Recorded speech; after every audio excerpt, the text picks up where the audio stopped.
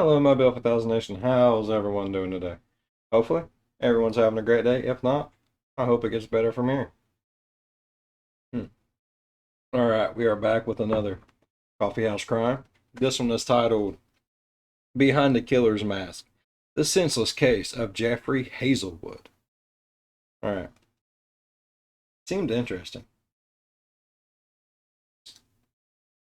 I go by thumbnail, so I mean, I can't tell you exactly how interesting it is. I like books with pictures. All right, let's get into this story. Go ahead, turn the lights down low, put on something comfy, go up with something special. Like I always say, let's get sad for all the wrong reasons. That's how Coffeehouse Crime always plays out. In August of 2016, the harrowing discovery of Carter Davis and Natalie Henderson left the city of Roswell in shock and fear. Yes, for some reason I have been chilly all day, all day, all day. But it's that weird temperature outside where it's like 59 degrees, and we have one of those thermostats that switches itself automatically between hot and cold, hot and cold, hot and cold, hot and cold. That way you don't have to actually go in there and flip the switch. I know, it's lazy. It is what it is. House came like that. The people before me was lazy. I don't know. But it's the heat will kick on for a little bit, and then the air conditioner will kick on for a little bit when the sun comes out, and then it's chilly, and then it's warm, and then it's chilly. But I have chilled about all day. So, yeah. Yeah. But as investigations moved forward, all available evidence would lead them to the deranged and twisted mind of Jeffrey Hazelwood, a young man who liked to lie behind the mask of Anonymous. Now, I seem to cover many strange... What movie is that off of? V for Vendetta? I believe V for Vendetta is the movie. Right? individuals here on Coffeehouse Crime, but this young man is right up there with the likes of Elliot Rodger and Randy Stair. Good morning, good afternoon, or good evening, folks. I do not know who either one of those people are. My name is Adrian, and welcome back to another video by Coffeehouse Crime. Today's deep dive looks at the case of Jeffrey Hazelwood. Now, just in case you forgot, but I post true crime and strange cases here weekly, so if that's your sort of thing, please consider subscribing to Coffeehouse Crime. Bro, you already know it's my thing. Like, I have watched so many of these videos. It's a miracle. It's a miracle I'm even still sane. Crime. And now, with that said, please grab yourself a coffee, buckle up, and get ready for the deep dive. This is the case.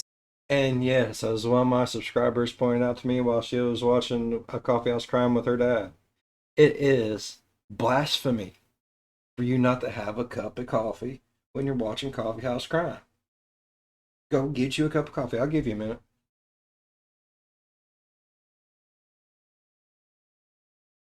You good? You got your coffee? What kind of creamer you got? Surprise me. Leave in the comments down below. I like to mix my little bit of French vanilla with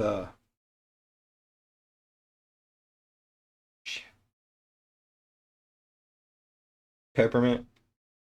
I don't know why I forgot peppermint. It's like one of my most favorite things. So good. Of Jeffrey Hazelwood.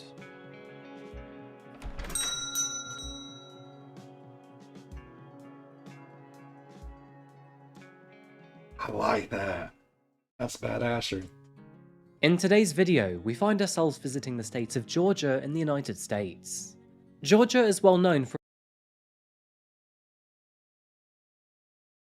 I believe we have a subscriber down that way, and I believe that's who I was talking about. I believe Anna lives down that direction.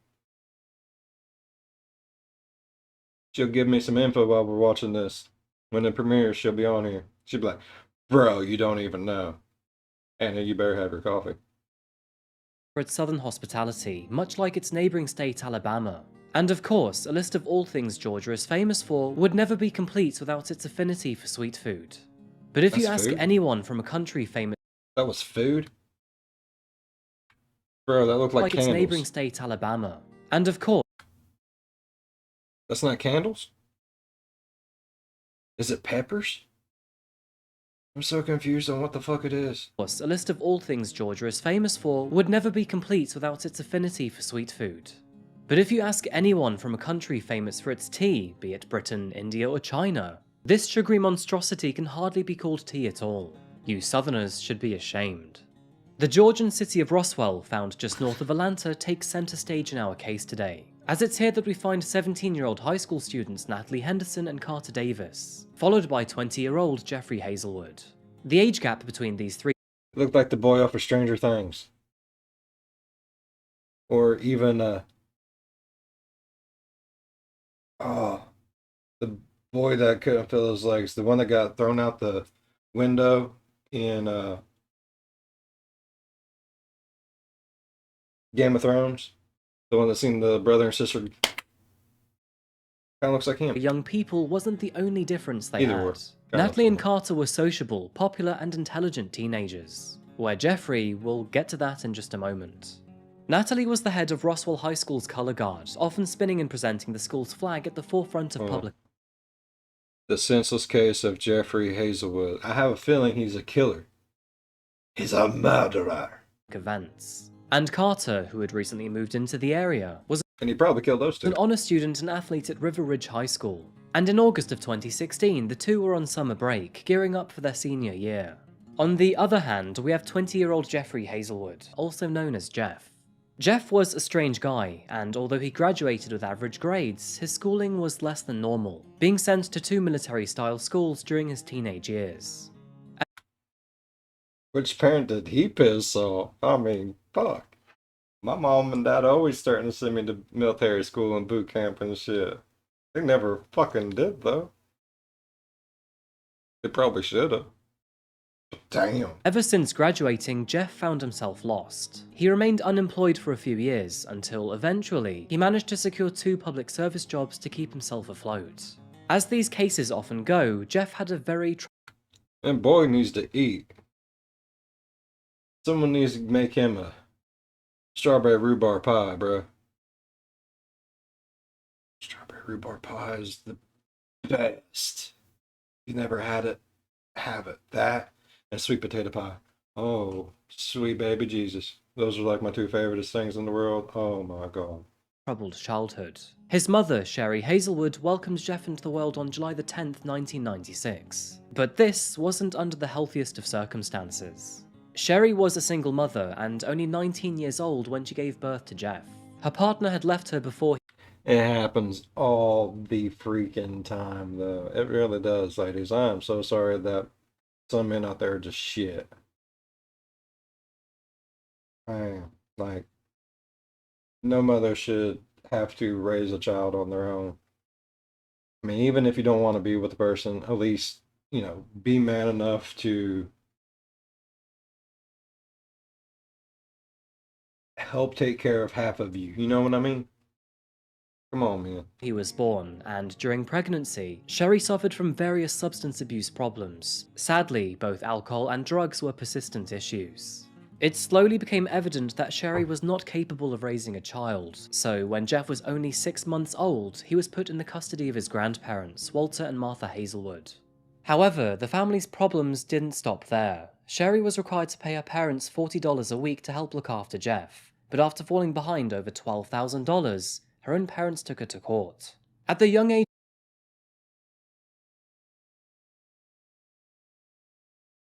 $40 a week.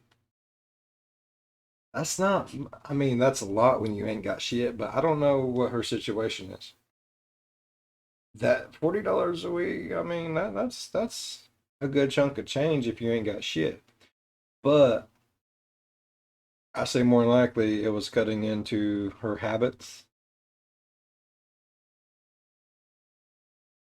I mean, why else would her parents, his grandparents, take her to court? I mean, I know some families are like that, but if for some odd reason I couldn't afford to pay for something for whatever reason, my mom and dad they'd step up and they'd be like, "Don't even worry about it. We know you'll get it back to us when you can." So I don't think they did it just because they was assholes of people. I think they did it because stop doing your drugs, stop drinking your liquor long enough to pay for your kid. You brought into this world. We're not going to be stuck fitting the bill the whole damn time. And it was probably a way, they probably seen it in their minds as a way to maybe get her away from some of that if she actually had to do what she was supposed to do. Devil's advocate, that's all. Age of 9, both Jeff and his mother were ordered to go to counselling together, and his mother Sherry would go to extra therapy sessions all by herself. And although Jeff's grandparents cared for and raised him with love, the dramatic relationship with his mother caused him to act out in rather unusual ways. Put bluntly, Jeff was described as a problem child, and throughout his teenage years, multiple incidents were reported within the Hazelwood household. He would often spend his time swinging swords and throwing knives in his neighborhood's yards, and even had the police called on him when he was seen messing around with a gun. Jeff had a habit of running away too. I was raised old school. I was whooped with a belt. If I backtalked my mom, my dad would punch me in the head until my ear bleed type shit. You know what I mean? It turned out fine. I am the type of person. I do not believe in beating a child, but I would probably knock the shit out of her. That's and let be. I know there's going to be comments down below. You're a heartless piece of shit.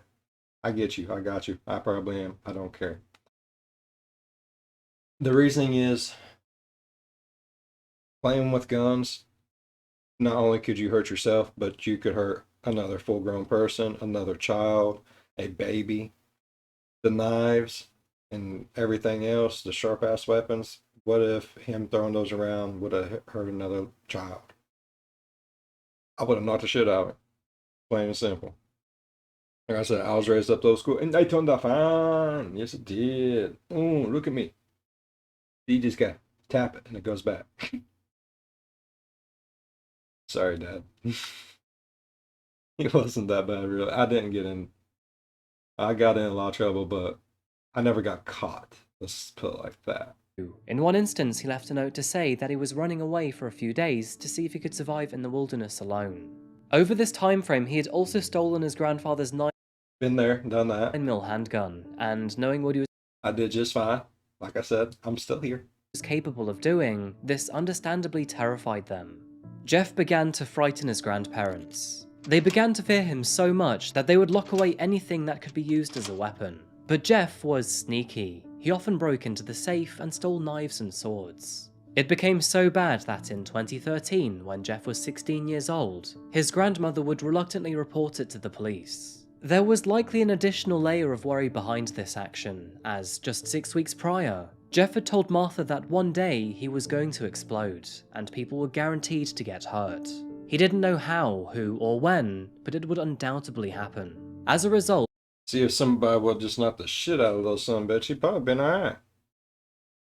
And I know that doesn't work in every situation. I know violence is not always the answer, but sometimes you need to be brought down a peg or two. You know what I mean? This boy needed to be brought down a shit ton of pegs. he was sent to a military-style school, and So that's why he was sent to a military school? He's playing with knives and guns, and he's sitting there saying that one day he's going to explode and it's going to be bad for people. So you're going to send him to a school that's going to teach him how to kill somebody with his thumbs? That's fucking stupid. shortly after returning, he found himself in a relationship that he valued more than anything else in this world. You can see this on his Instagram account, where he frequently posted about his love for his girlfriend. That's between several edgy posts featuring wolves, cheesy Instagram quotes, dark posts about rage and death, and his shirtless ventures into the woods. It Well, must be needs a obvious sandwich. by this point that Jeff was a very strange individual, with several issues paramount to work through. However, this would never happen, and the city of Roswell would, unfortunately, deal with this the hard way on August the 1st, 2016.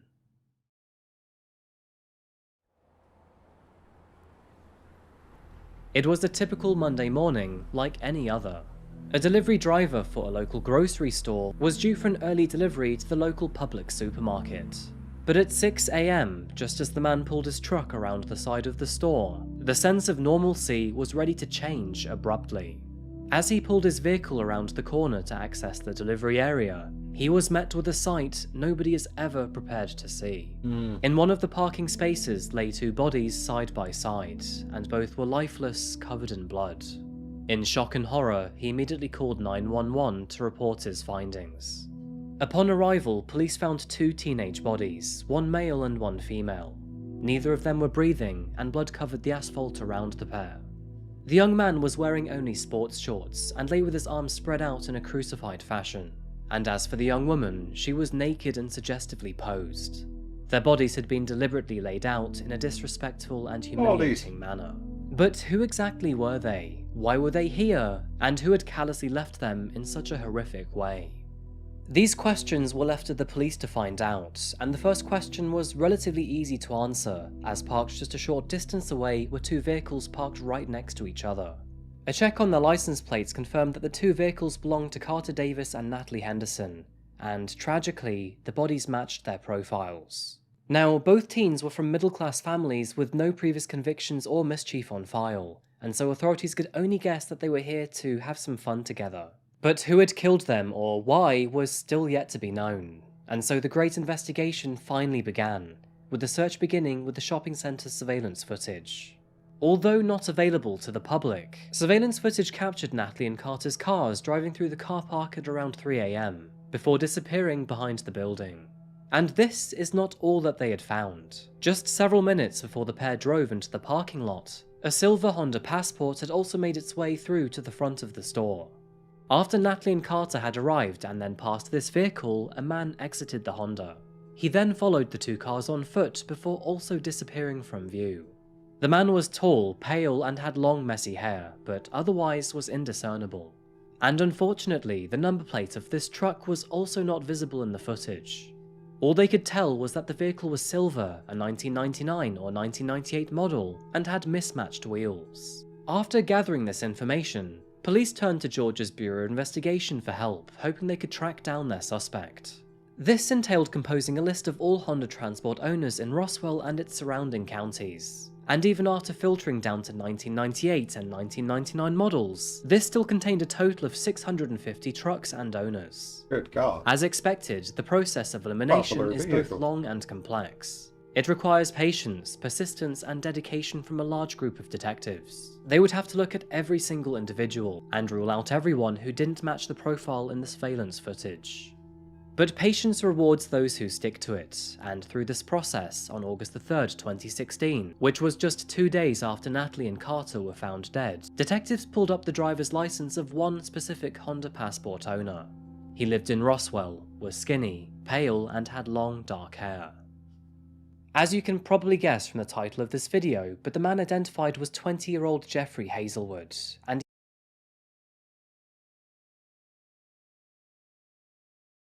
You're right there. I even referred to that just a little bit ago to make sure, because I was like, hold on, hold on. Yeah, pretty sure he murdered the other two. I called it. And then it was an easy guess. I'm not that smart. he was no stranger to police. Knocking on the front door of the Hazelwood residence, Walter and Martha were surprised to see several men in police uniform, and that surprise quickly turned into concern. They told police officers that they had no idea where Jeff was, as it turns out only 2 days prior they had kicked him out of the house. After being tipped that he could be at his girlfriend's house, police discreetly surrounded the perimeter, and lo and behold, sitting in the driveway was his vehicle. So police played the game of patience and tucked in, waiting to see if anyone entered the vehicle to claim its ownership. And just a few hours later, Jeff eventually emerged from the property, got in his car and drove away.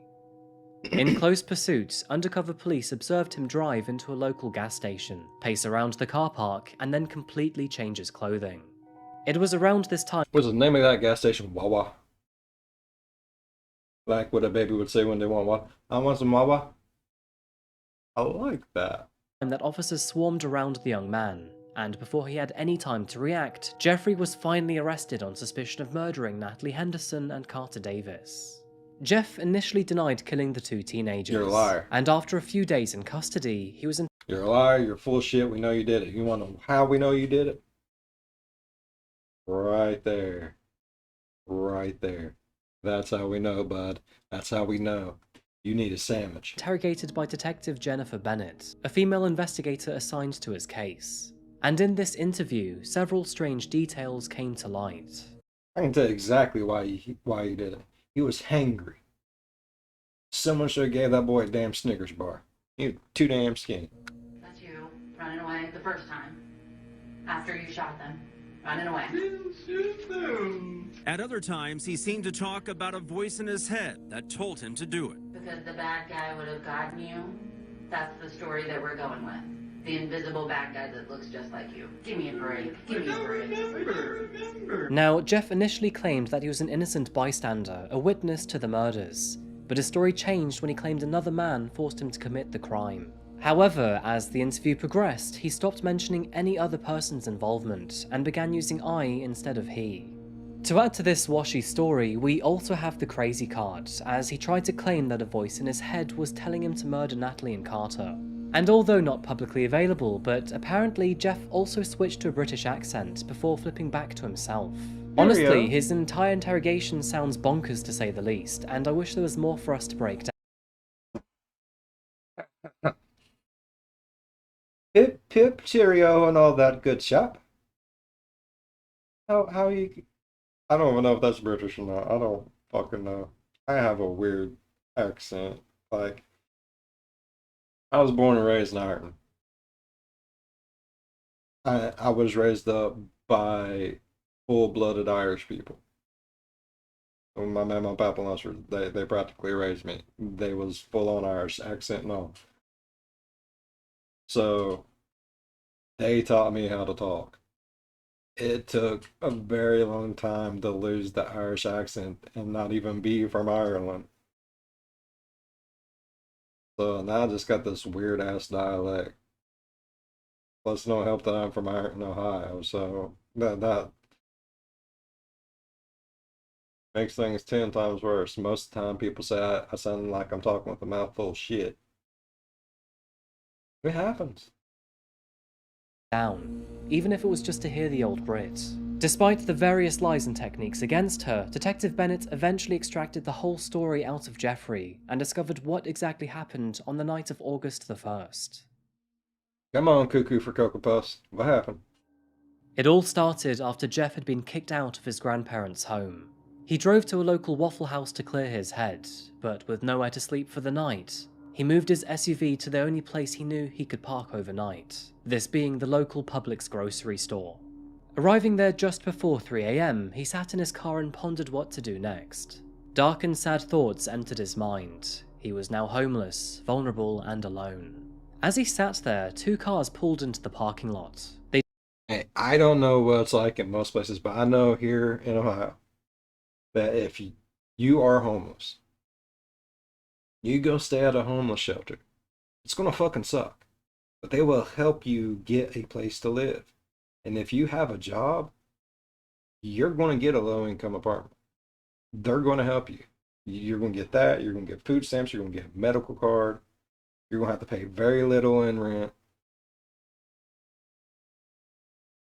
I don't know how it is in Georgia. Never been there.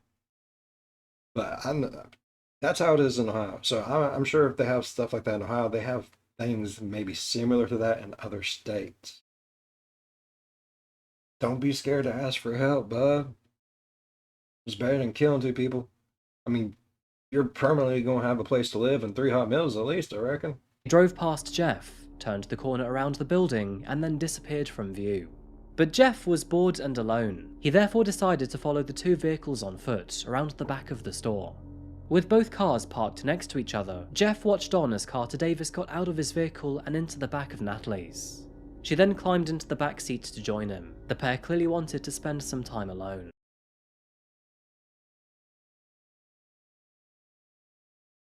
No, that is going to fuck. Alright. I'm not even going to sugarcoat it.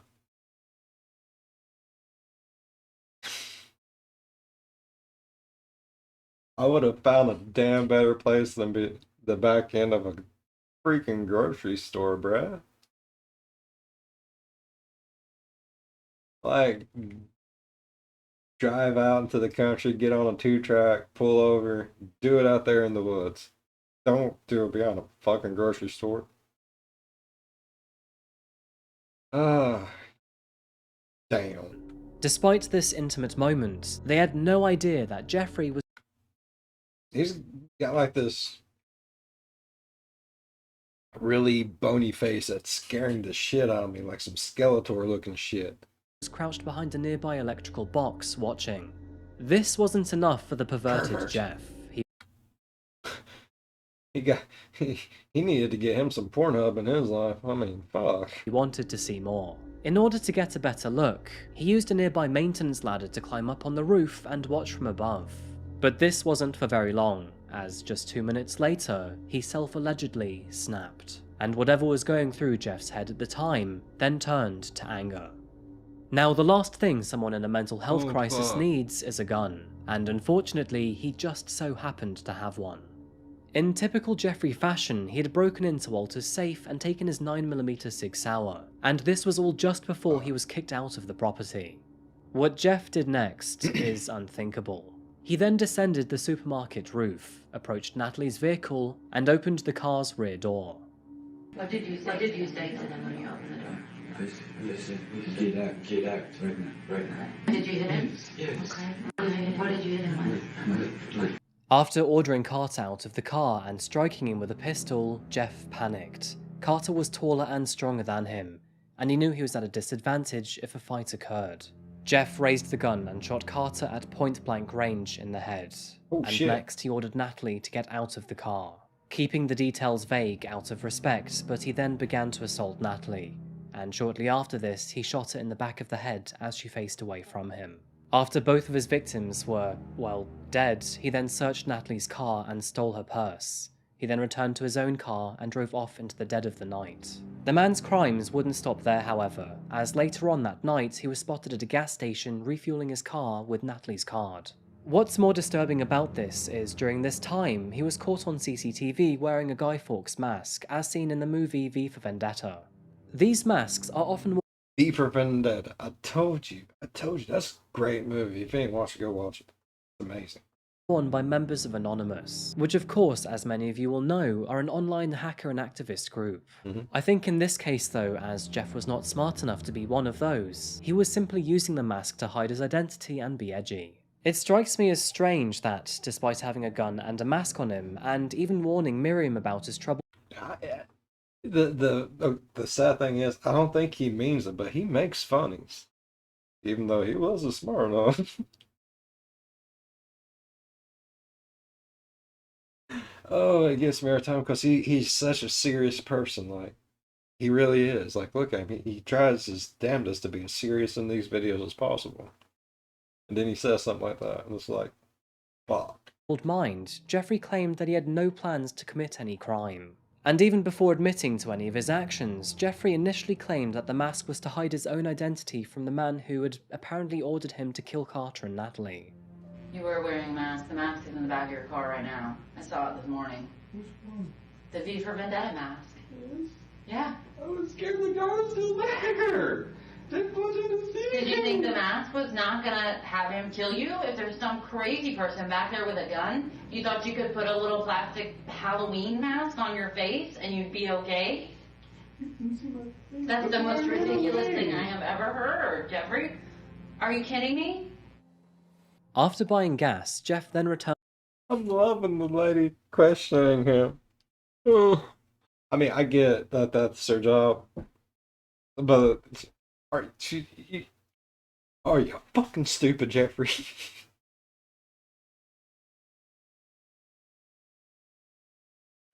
Oh god. to the bodies, realised they had still not been discovered, and then posed them as they were found a couple of hours later. He then stole jumper cables from Carter's car and drove away. After this, Jeff then contacted his girlfriend and asked if he could stay there until he reconciled with his grandparents. She was blissfully unaware of the atrocities her boyfriend had just committed, and unknown to her at the time, but later that day, she was lying next to a murderer. Returning to his car after this is when Jeff was later tracked down and arrested by police. After his arrest, Jeff was meticulously interviewed by detectives and psychiatrists alike. It was evidence from his crime that his attitude and actions were not mentally sound. In fact, his behaviour throughout court proceedings was downright bizarre. He would talk to himself, claim to have heard voices, and speak in a British accent. Which, come on, you would have to be downright crazy if you wanted to sound like a Brit. In the court proceedings immediately following Oh god, he made it funny again, and that one was on purpose. Love it. his arrest in August of 2016, Jeffrey was observed to be shaking, making erratic head movements, and talking to himself. He also frequently spoke to an invisible dog, and would pretend to pat its head. In further hearings, Detective Bennett tearfully recounted Jeffrey's confessions, and relayed the gruesome details he had told her about the night's events. And what else did he say? He said at that point, he got the female out of the car and made her lean over the hood from the side of the car, and he said that he spanked her. And was she still alive at this point? She was. And what else did he say? Sorry. At this point, he said that he shot her, and she fell next to the car, And where did he shoot her? in the head. To nobody's surprise, the defense argued that Jeffrey showed signs of schizophrenia, bipolar disorder, Asperger's, and multiple personality disorder. Having just one of these conditions can be enough to manage and overcome, and if Jeffrey were to have all four, then this would understandably make him an unstable individual. And although Jeffrey showed symptoms of all these conditions, none were actually formally diagnosed to a definitive level, which meant he was deemed able to stand trial. It was also determined that with proper medication to treat his apparent symptoms, he would be stable and coherent enough to understand and rationalize a court hearing. And working with his attorneys, I don't think that affects it much at all. I think Mr. Hazelwood has demonstrated an ability to indicate to his attorneys and show them when he's having difficulties. So, my understanding of what you're saying to be that while there might be difficulties getting through a prolonged trial, it doesn't change your opinion of his competency. It just might require recesses and time periods for more conversations with attorneys to understand where he is. Yes, that is actually what I'm saying, yes ma'am. And so, with a mass amount of evidence from CCTV, forensics, and evidence seized, it didn't take long for the prosecution. I mean, if he really does have all those problems, and they went untreated for that long, I get what they're talking about now is, if we give him medicine, will he be alright enough to make it through the trial and all that good stuff? That's cool, but those issues is probably what played a massive hand in what he fucking did. Damn. I mean, I don't feel bad for him in any way. He gets what he gets. He's a murderer. And he did some fucked up shit, but would he have still done it if he was on medicine before the murdering and the assault? That's the question I have. Still hope he gets life in prison. To build a credible case against him, and an initial court date was set for September the 9th, 2016. Now, we are more than used to this excuse, but before he could even be tried, his court date had to be postponed numerous times. This is because Jeff told prosecutors that he still wasn't on the proper medications, which is a believable excuse due to the multiple symptoms he was said to have. During this time, Jeff was moved from prison to a secure psychiatric hospital for ongoing treatment until a final court date was set. And at competency hearings before his trial, Jeffrey appeared clean-cut and fuller-faced, but he still occasionally rocked in his chair. Moving forward, psychologists couldn't quite pinpoint the exact mental health conditions Jeffrey had. It was, however, agreed that he suffered from psychosis, which is not a mental illness in its own right, but a disorder that detaches an individual from reality. This judicial limbo would not last forever, and after finally being declared as efficiently medicated and coherent, Jeffrey Hazelwood went on trial on May 17th, 2017. May 17th. It's a hell of a day. Right. I'm glad that he did go to the mental health place. He does look like a normal human being than that crazy lunatic looking thing that they were showing in previous pictures. Because honestly, if he's going to get sentenced to death or life imprisonment or anything like that, I want him to know what the fuck's happening to him. I want him to understand in that melon head of his that, hey, you're going to spend the rest of your life in prison where some dude is probably going to ream out your ass. Or, hey, we're going to put a needle in your arm and make you go night-night for a very long fucking time. I want him to actually be able to understand, to comprehend that in his head.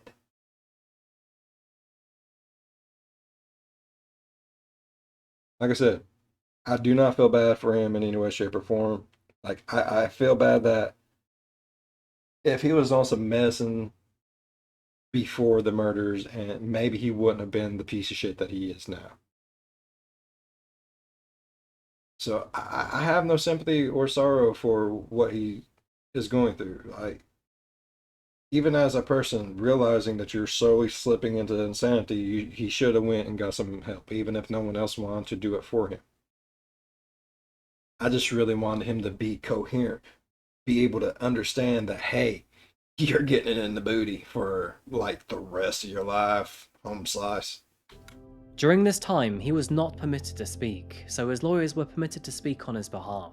The judge would also offer a plea deal for the murders of Carter and Natalie, in which Jeffrey accepted under the grounds that he was guilty but mentally ill. He was therefore given 2 life sentences without the possibility of parole, and this means he'll be behind bars or psychiatric care for the rest of his life, and will never be able to walk amongst the public again.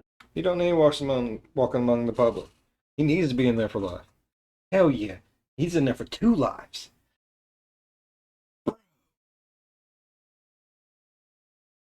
You have 2 lifetimes of getting it in the butt. No, bruh. Makes me happy.